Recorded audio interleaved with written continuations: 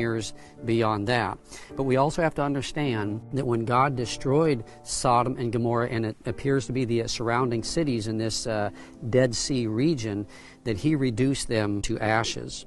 Now what we can see here is a lot of brimstone here in this area. So I'm going to talk about some of the evidences. So Josephus says he could see the cities clearly.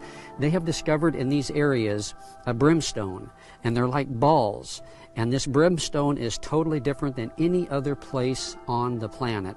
Most other brimstone, and I should mention brimstone is synonymous with sulfur. So brimstone is kind of the old word for sulfur. So we have found sulfur balls all over in these city areas here, and it's unlike any other sulfur on the planet, as I mentioned.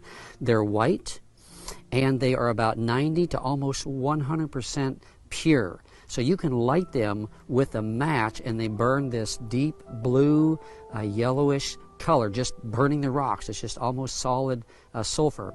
Now, most sulfur found around the world is greenish and runs about 40 to 50% in sulfur purity. So we have these sulfur balls here that are unique. They're round, and they are almost pure sulfur, and they're white like any other place on the planet, as we mentioned.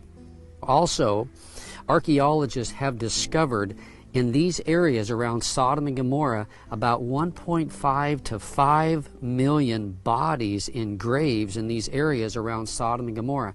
That tells us that this area was densely populated.